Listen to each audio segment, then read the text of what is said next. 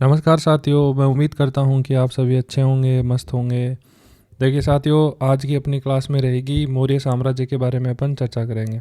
मौर्य साम्राज्य के थोड़े विस्तार के बारे में पढ़ेंगे, उसके बाद में अपन पढ़ेंगे चंद्रगुप्त मौर्य के बारे में। कहाँ से कैसे इस साम्राज्य की शुरुआत होती है और कहाँ पर लास्ट में जाके इसका अंत होता है, ये संपूर्ण जानकारी अपन बात करेंगे। परंतु इसी क्लास में अपन मौर्य साम्राज्य के विस्तार के बारे में और चंद्रगुप्त मौर्य के बारे में इतना ही मैटर कवर करेंगे। आगे का मैटर आगे की क्लासों में पढ़ेंगे। साथियों, एक महत्वपूर्ण जानकारी ये है कि अगर आपको हमारे वीडियो पसंद आ रहे हैं तो आप इनको लाइक कर सकते हैं, अपने दोस्तों के साथ शेयर कर सकते हैं, हमारे यूट्यूब चैनल को सब्सक्राइब कर सकते हैं। साथियों, मैटर हमने बहुत ही अच्छा तैयार किया है, तो चलिए आप अब जुड़िए हमारे साथ में और अपन बात करते हैं इस टॉपिक की। पहला है, देखो साथियों, मौर्य साम्राज्य। मौर्य साम्राज्य की पहली है पृष्ठभूमि। पृष्ठभूमि में साथियों देखो क्या है, चाणक्य, कौटिल्य, विष्णुगुप्त की सहायता से चंद्रगुप्त मौर्य ने नंदवंश के अंतिम शासक घनानंद को पराजित किया। इसके बाद में 322 ईसा पूर्व से मौर्य साम्राज्य की स्थापना की थी। मौर्य साम्राज्य भारत का पहला विशाल और संगठित साम्राज्य बना था। इसकी राजधानी पाटलिपुत्र, जो वर्तमान पटना है, वहाँ पर इसकी राजधानी थी। अब इसकी ये ऐसे बता रहा है, इसकी पृष्ठभूमि में ये है कि इसकी स्थापना किसने की थी? चंद्रगुप्त ने की थी। और नंदवंश के अंतिम शासक घनानंद को इन्होंने पराजित किया था। और किसकी सहायता से? चाणक्य और कौटिल्य, जो जिनको विष्णुगुप्त के कहते हैं, इनकी सहायता से इन मौर्य साम्राज्य की स्थापना हुई थी। अब देख लेते हैं महत्वपूर्ण तथ्य। इसमें देखो, इसके संस्थापक कौन है मौर्य साम्राज्य के? चंद्रगुप्त मौर्य। मुख्य मार्गदर्शक किसने किया था? ये किया था चाणक्य ने। पराजित शासक कौन था? ये घनानंद था। स्थापना वर्ष कौन सा था? 322 ईसा पूर्व। राजधानी पाटलिपुत्र। अब इसमें सेकंड है, मौर्य कौन थे? देखिए साथियों, हर इतिहासकार का मत अलग अलग है, तो अब अपन उन सब के मत के बारे में पढ़ते हैं। पहला मत है, देखो, पारसी मत। कुछ विद्वानों ने मौर्यों को पारसी और ईरानी मूल का माना है। जो पारसियों का मत है ना, वो ये कह रहे हैं कि मौर्य ईरानी है मूल रूप से। ठीक है साथियों, अब अपन पढ़ते हैं क्षत्रियों का मत। क्षत्रियों का क्या कहना है कि अधिकांश प्राचीन बौद्ध और जैन ग्रंथों के अनुसार मौर्य क्षत्रिय हैं। क्षत्रियों का मत है कि जैन और बौद्ध ग्रंथों के अनुसार मौर्य क्या है? क्षत्रिय है। अब क्या है, शूद्रों का मत क्या है? कुछ ब्राह्मणों ग्रंथों में मौर्यों को शूद्र भी कहा गया है। अब कुलहीन मत क्या है? कुछ विद्वानों ने मौर्यों को निम्न अथवा कुलहीन वर्ग से संबंधित बताया है। अब इसके बाद में अपन देखते हैं, देखो साथियों, क्षेत्रीय मत। क्षेत्रीय मत में क्या है? महापरिनिर्वाण सूत्र। महापरिनिर्वाण में सूत्र में क्या है? महापरिनिर्वाण सूत्र के अनुसार मौर्य क्षत्रिय हैं। इस ग्रंथ में उल्लेख मिलते हैं जिन्हें पीपलीव के मौर्यों को भगवान बुद्ध के अवशेषों का एक भाग दिया गया था, जिससे उनकी क्षेत्रीय पहचान का समर्थन मिलता है।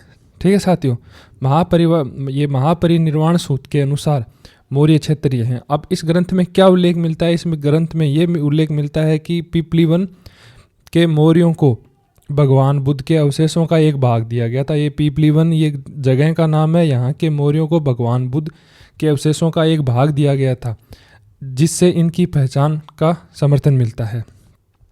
ठीक है साथियों, अब है महावंश। महावंश में क्या है, इसके बारे में अपन चर्चा करते हैं। महावंश के अनुसार विदुद्भ के आक्रमण के समय कपिल वस्तु में कुछ शाक्य हिमालय क्षेत्र में एक गांव पीपलीवन में जाकर बस गए।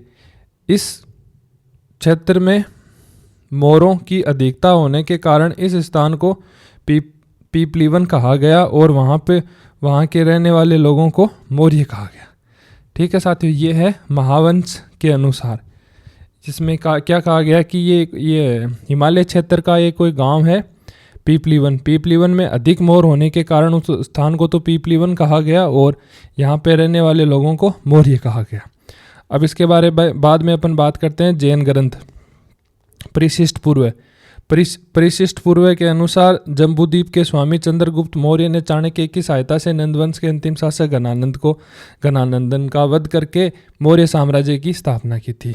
ठीक है साथियों, ये जो जैन ग्रंथ है परिशिष्ट पूर्व, इसके अनुसार जम्बूद्वीप के स्वामी हैं चंद्रगुप्त मौर्य, चाणक्य की सहायता से घनानंद के अंतिम शासक नंदवंश के अंतिम शासक घनानंद, और इनका वध करके मौर्य साम्राज्य की स्थापना की थी।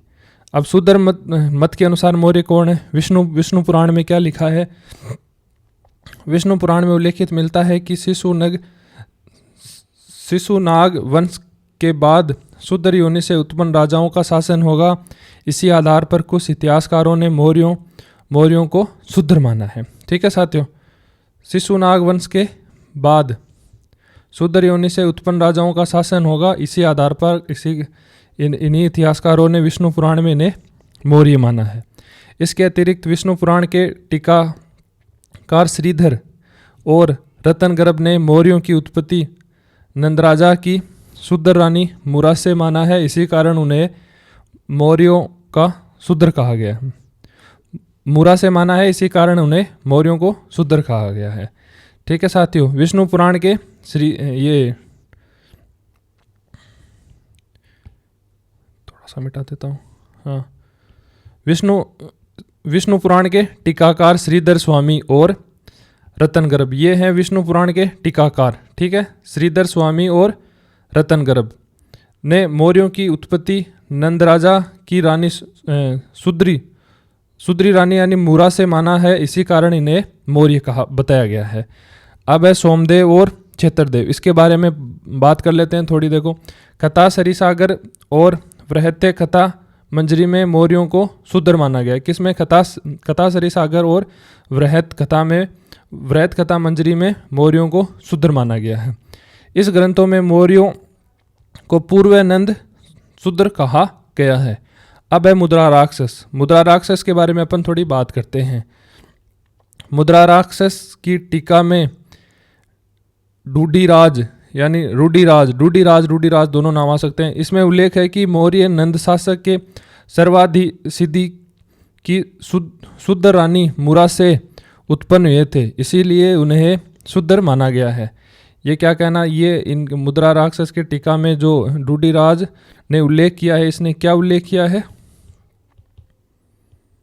इसने उल्लेख किया है कि मौर्य नंद शासक सर्वाधिसिद्धि की शुद्ध रानी, ये जो नंद शासक की सर्वाधिसिद्धि रानी थी उसका नाम था मुरा से उत्पन्न ये संतान है। मुद्रा राक्षस में ये बात कही है।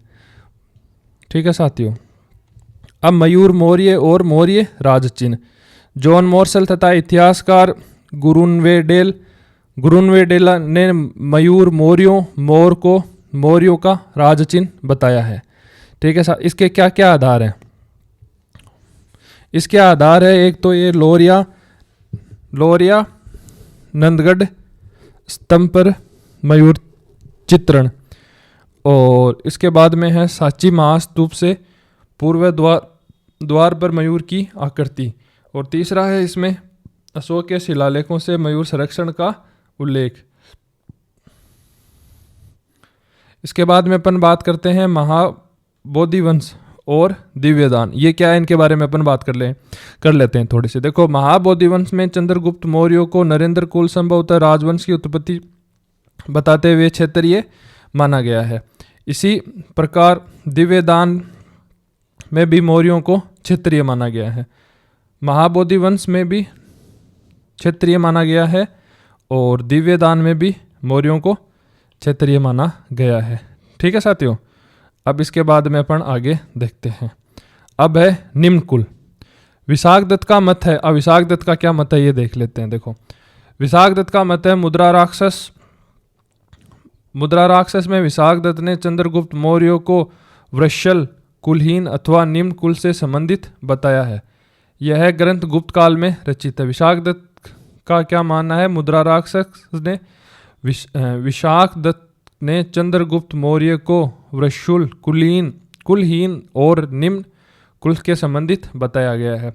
यह ग्रंथ गुप्तकालीन में रचित है, लेकिन इसकी विषय वस्तु मौर्यकालीन है। इसमें नंदों के मंत्री, राक्षस अमात्य और राक्षस तथा चंद्रगुप्त मौर्य के चाणक्य राजनीतिक संघर्षण और सत्ता परिवर्तन का वर्णन मिलता है। अब ये हो गई विशाखदत्त का महत्व है। अब इसके बाद में साथियों अपन बात करते हैं जस्टिस का मत। जस्टिस का क्या मत है इसके बारे में अपन देखते हैं। जस्टिस ने चंद्रगुप्त मौर्य को साधारण सामान्य कुल से उत्पन्न बताया है। इसी आधार पर कुछ विद्वानों ने उन्हें निम्न कुल का मानते हैं। अब अपन बात करते हैं, देखो साथियों, चंद्रगुप्त मौर्य के बारे में। इनका शासनकाल था 322 ईसा पूर्व से 398 ईसा पूर्व। साथियों, आप मेरे को एक बात बताना, मैंने पहले भी क्लासें अपलोड कर रखी है जिनमें मैंने कुछ फोटोएं बना के जैसे जैन धर्म बौद्ध धर्म को पढ़ाया है, उनमें मैंने कुछ पोस्टर तैयार किए हैं। आप वो क्लास ज़रूर देखना और उसके बाद में आप मुझे कमेंट करके बताना कि वो ज़्यादा ठीक है या ये ज़्यादा ठीक है। ठीक है साथियों, अगर जैसा आपको ज़्यादा समझ में आ रहा है अपन वैसे ही पढ़ लेंगे। ठीक है साथियों, वो आप वीडियो ज़रूर देख के मुझे कमेंट में अपनी राय ज़रूर बताना। अब है देखो इनका चंद्रगुप्त मौर्य का जीवन परिचय। चंद्रगुप्त मौर्य के आरंभिक जीवन की जानकारी मुख्य रूप से बौद्ध साहित्य से प्राप्त होती है। जैन साहित्य अथवा यूनानी साहित्य में उनके आरंभिक जीवन के बारे में महत्वपूर्ण जानकारियां मिलती है।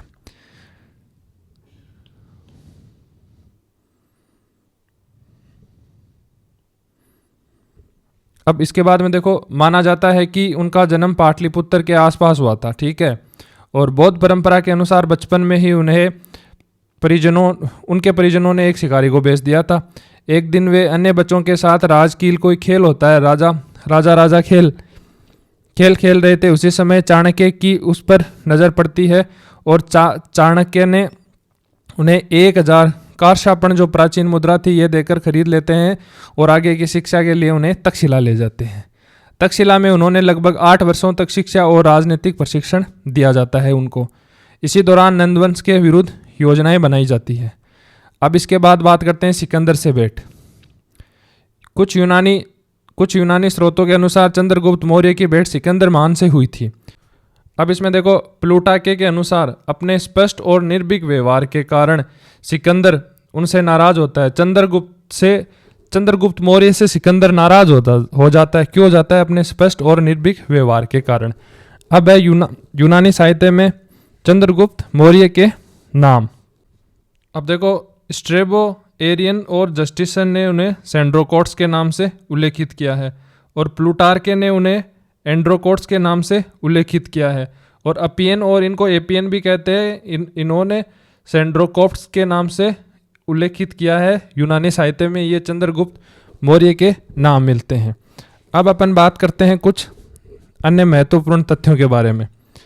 अब उसमें है 1793 ईस्वी में सर विलियम जोन्स ने इन यूनानी नामों के आधार पर सेंड्रोकोट्स की पहचान चंद्रगुप्त मौर्य के रूप में की थी। चंद्रगुप्त मौर्य का नाम स्पष्ट अभिलेख और उल्लेख पहली बार जूनागढ़ अभिलेख में मिला। कौन से अभिलेख में चंद्रगुप्त मौर्य का स्पष्ट नाम उल्लेखीय और उल्लेखित मिलता है? वो मिलता है जूनागढ़ अभिलेख में। अब अपन बात करते हैं चंद्रगुप्त मौर्य के आरंभिक विजयों के बारे में। मगध पर उनका पहला अभियान था। अब इस अभियान में क्या हुआ? देखो साथियों, चंद्रगुप्त ने अपना पहला सैन्य अभियान मगध के विरुद्ध चलाया था, लेकिन प्रारंभ में ही उन्हें सफलता नहीं मिली। अब ये गरम रोटी की कहानी है। ये कहानी, चलो अपन देखते हैं कि इस कहानी में क्या लिखा है। कहानी में कहा जाता है कि मगध पर सीधे आक्रमण करने से असफल होने के बाद चाणक्य और चंद्रगुप्त एक गांव में रुके थे। वहां एक महिला अपने बच्चे को समझा रही थी कि गरम रोटी को बीच से नहीं किनारे से खाया जाना चाहिए। उन्हें कहा कि चंद्रगुप्त ने यही गलती की है, वह सीधे शक्तिशाली मगध पर हमला कर दिया, जबकि उनके आसपास के क्षेत्र कमजोर क्षेत्रों पर अधिकार करना चाहिए था। इसी घटना से प्रेरणा लेकर चाणक्य और चंद्रगुप्त ने अपनी रणनीति बदली और पहले सीमावर्ती क्षेत्रों पर अधिकार किया, उसके बाद मगध पर विजय की। साथियों, यही कहानी नेपोलियन के लिए भी कही जाती है और यह कहानी अपने राजस्थान के भी एक राजा हुए हैं उनके लिए भी कही जाती है। क्या आप मुझे कमेंट करके बता सकते हो वो किसके लिए कही जाती है राजस्थान में? अब चलो अपन आगे देखते हैं पंजाब और सिंध पर अधिकार। नंदवंश के समय पंजाब और सिंध भारत के उत्तरी पश्चिमी भाग में स्थित थे और सिकंदर के आक्रमण के बाद वहां यूनानी अधिकारियों का प्रभाव स्थापित किया गया। अब यूनानी शासक किन का वहां पर प्रभाव स्थापित हो गया? पहला था फिलिप द्वितीय 359 से 336 ईस्वी और फिर था सिकंदर महान 326 से 323 से। 323 ईस्वी पूर्व के सिकंदर की मृत्यु के बाद उनकी विशाल साम्राज्य की व्यवस्था बहुत ही ज़्यादा कमज़ोर हो गई थी। ठीक है साथियों, अब है साम्राज्य का विभाजन। सिकंदर की मृत्यु के बाद उनके सेनापतियों के बीच में साम्राज्य के विभाजन हेतु दो महत्वपूर्ण समझौते हुए। पहला क्या था? बेबीलोन का समझौता, और दूसरा था ट्रिपोराइडिसस का समझौता। इस समझौते में सिंधु नदी के पूर्व के क्षेत्रों का स्पष्ट उल्लेख नहीं मिलता है, इसीलिए इतिहासकार यह निष्कर्ष निकालते हैं कि चंद्रगुप्त मौर्य ने पंजाब और सिंध के क्षेत्रों को यूनानी नियंत्रण से मुक्त कर अपने साम्राज्य में मिला लिया। अतिरिक्त कुछ महत्वपूर्ण बातें बता देता हूँ आपको। चंद्रगुप्त मौर्य ने पहले उत्तर पश्चिम क्षेत्रों को अपने नियंत्रण में लिया। इसके बाद में नंदवंश को पराजित कर मगध पर अधिकार स्थापित किया। इसके बाद में है इस रणनीति ने मौर्य साम्राज्य के विस्तार की मजबूत नींव रखी। अब देखते हैं यूनानी क्षत्रप। अब इसमें क्या है, देखो, सिकंदर की मृत्यु 323 ईस्वी पूर्वी के बाद उत्तरी पश्चिमी भाग में उनके द्वारा नियुक्त यूनानी क्षत्रप प्रांतीय गवर्नर शासन कर रहे थे। अब सिकंदर की मृत्यु के बाद उन्होंने जो पहले नियुक्त किए थे ना, वो यूनानी क्षत्रप प्रांतीय गवर्नर कौन थे, उनके बारे में बता देते हैं। यूनानी क्षत्रप कौन थे? एक था यूडेमस, जो पंजाब क्षेत्र में शासन कर रहा था, और पैथोन और टैक्सिलिन, ये पंजाब क्षेत्र में शासन कर रहे थे। इसके बाद में अपन बात करते हैं उत्तरी पश्चिमी भारत की मुक्ति। 317 ईसा पूर्व तक चंद्रगुप्त मौर्य ने उत्तरी पश्चिमी भारत से यूनानियों को निकालकर इस क्षेत्र में विदेशी शासन से मुक्त करवा दिया। यह बात जस्टिन लिखते हैं। समयावधि क्या है इसकी? 323 से 317 ईस्वी पूर्वी के बीच में यह अभियान चला और इसे चंद्रगुप्त मौर्य का प्रथम सफल अभियान माना जाता है। अब जस्टिन का क्या कथन है? जस्टिन ने लिखा कि चंद्रगुप्त की सेना प्रारंभ में डाकुओं के गिरोह जैसे प्रतीत होती थी। उसने पंजाब में यूनानी सत्ता को समाप्त कर दिया। यह कथन यूनानी दृष्टिकोण को दर्शाता है। आधुनिक इतिहासकार इसे शाब्दिक अर्थ को स्वीकार नहीं करते हैं। ठीक है साथियों। सेना के सहयोग समूह है, प्रतिरोध समूह है। वे स्थानीय लोग जिन्होंने यूनानियों का विरोध किया और चंद्रगुप्त के साथ हो गए। और शस्त्रोपजीवी, ये क्या है? शस्त्र हथियार से जीविका चलाने वाले लोग, अर्थात पेशेवर सैनिक या योद्धा समूह। अब ये है कि जो इन्होंने चंद्रगुप्त ने जो सेना बनाई थी, उस सेना में कौन कौन किस किस प्रकार के लोग शामिल थे, तो ये हैं उनके सेना में जो लोग शामिल थे ना, उनके बारे में। पहला था प्रतिरोध समूह है, और दूसरा था शास्त्रोपजीवी, जो शास्त्रों पे अपना जीवन निर्वाह करते थे। और फिर थे इसमें मल्लेच्छों में क्या था? प्राचीन भारतीय ग्रंथों में विदेशी अथवा भारतीय संस्कृति से बाहर के लोगों के लिए शब्द उपयुक्त किया गया है। और फिर उसमें चौथा था आठविक क्या है? वन क्षेत्रों में रहने वाले जनजातियां, वनवासी समुदाय, जिसमें कई बार सैन्य सहायता प्रदान की। अब है फिर चोरगण, ऐसे अर्थ में ऐसे संगठित समूह जो युद्ध या छापामार गतिविधियों में भाग लेते थे। कुछ पुस्तकों में इन्हें स्वतंत्र योद्धा समूह भी माना जाता है। अब साथियों, आप इमेजिन करो, एक राजा है, उसके पास ऐसी सेना है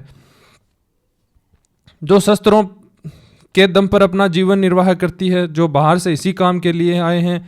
आठवीं की जो एक जनजातियां हैं जो समुदाय में निवास करती है, जंगलों में निवास करती है, उनको हर चीज़ के बारे में पता है। और ये चोरगण है जो छापेमार पद्धति में निपुण है। अब साथियों, इमेजिन करो कि एक राजा के पीछे इतनी बड़ी ऐसे 5 प्रकार के लोगों की सेना चल रही है, तो क्या वो कभी रुकेगा? नहीं, बिल्कुल नहीं रुकेगा वो। अब इसके बाद में अपन आगे चर्चा करते हैं नंद उन्मूलन मगध विजय। मुद्रा राक्षस के अनुसार चाणक्य ने अपनी बुद्धि और कूटनीति के शक पर यवन और किरात, कंबोज और पारसिक तथा ब्राह्मिक जातियों की एक बड़ी सेना संगठित की। उसे चंद्रगुप्त मौर्य के नेतृत्व में एकत्रित कर पाटलिपुत्र का घेराव किया। ठीक है साथियों, इस अभियान पर राजा प्रवर्तक ने भी चंद्रगुप्त मौर्य का साथ दिया था। इस सेना का प्रतिरोध नंद वंश के अंतिम शासक घनानंद तथा उसके सेनापति भद्रसाल ने किया था, परंतु अंत चंद्रगुप्त मौर्य और प्रवर्तक की संयुक्त सेना विजय हुई।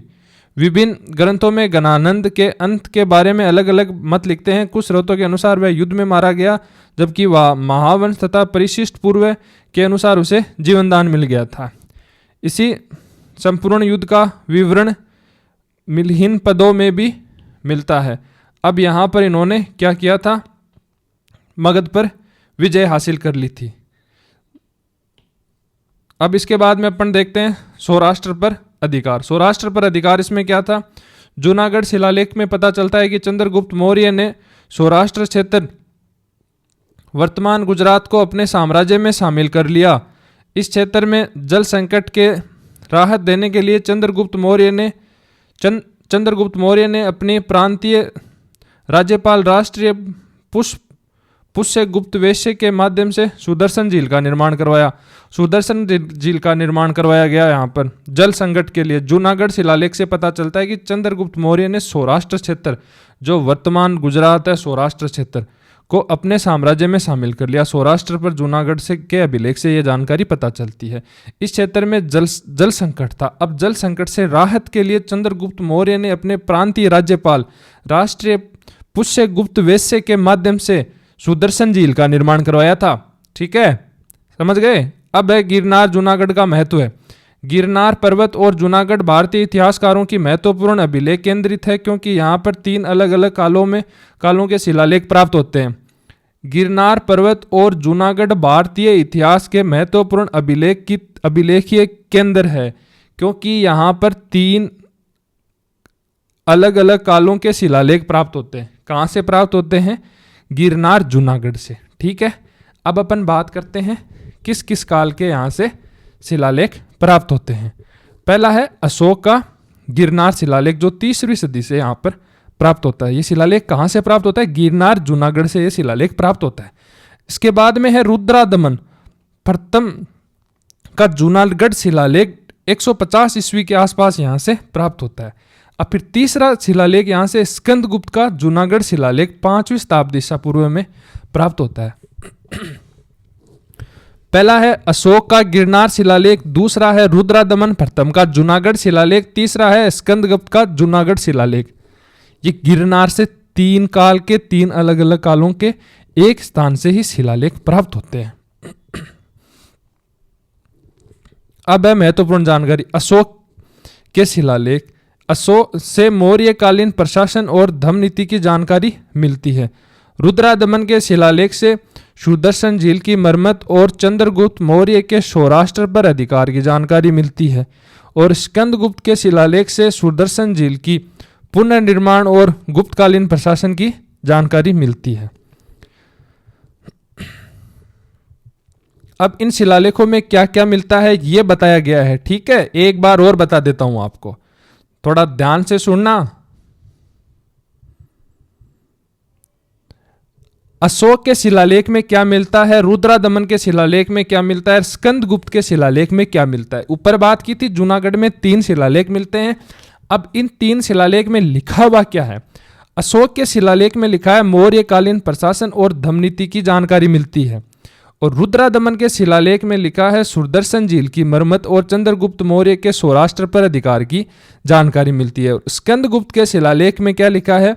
सुदर्शन झील का पुनर्निर्माण और गुप्तकालीन प्रशासन की जानकारी मिलती है। एग्जाम में आपसे पूछ सकता है एग्जामिनर कि स्कंदगुप्त के शिलालेख में क्या मिलता है।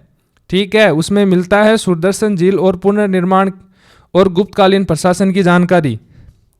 अब थोड़ा सुदर्शन झील के बारे में देख लेते हैं। सुदर्शन झील गिरनार जूनागढ़ से संबंधित जानकारी।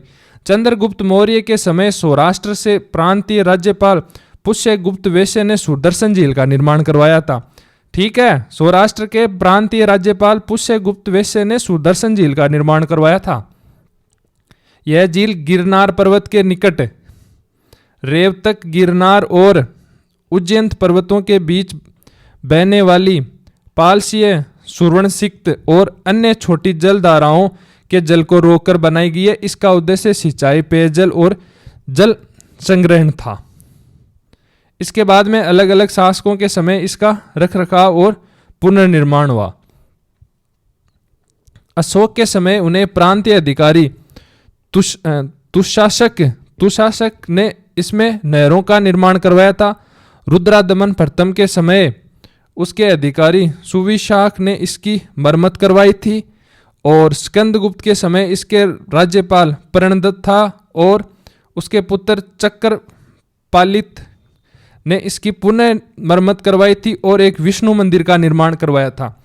इस झील पर किसने क्या निर्माण करवाया था ये है। अब ये ध्यान रखना आप, स्कंदगुप्त के समय उसके राज्यपाल प्रणदत्त तथा उसके पुत्र चक्रपालिक ने इसे पुनः मरम्मत करवाया था और विष्णु मंदिर का निर्माण करवाया था। सुदर्शन झील पर विष्णु मंदिर का निर्माण करवाया था किसके समय? स्कंदगुप्त के समय। किसने करवाया था? प्रणदत्त ने और उसके पुत्र चक्रपालीन ने। ठीक है, अब देखो महत्वपूर्ण तथ्य। निर्माण किसने करवाया था? पुष्यगुप्त वैश्य चंद्रगुप्त मौर्य के समय। नहर निर्माण किसने करवाया था?